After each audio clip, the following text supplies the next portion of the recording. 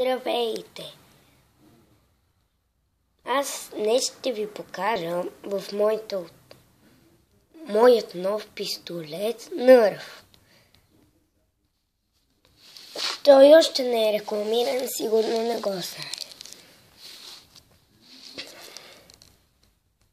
Ето го и него. След малко ще ви покажа как се презарежда. Сега, първо трябва да натиснем ето това.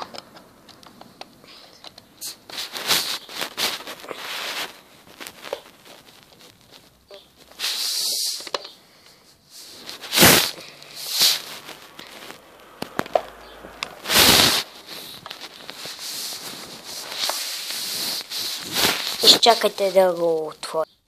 След като сме го отворили,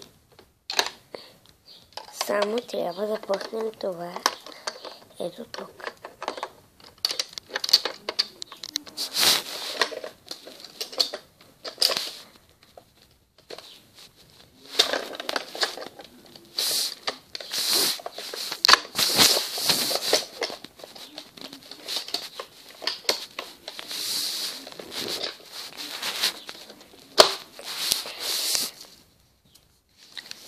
Слагаме и изстреляме. Аз не мога да изстрелям, защото не ми дават. Ето това беше пистолетът.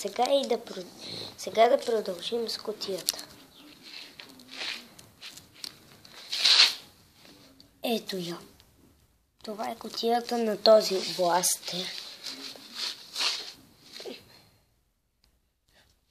Отпред показват името му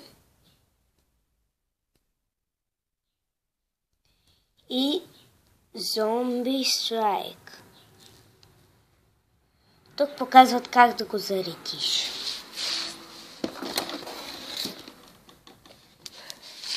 Ето и задната част. Тук са направени чертежи как да заредиш пистолет. Забравих да ви покажа, че ето на тази част, ето тук, може да се пъхне от мерниците. Ето я книгата, в която го показват. Аз съм гледал клипа, може и вие да го гледате.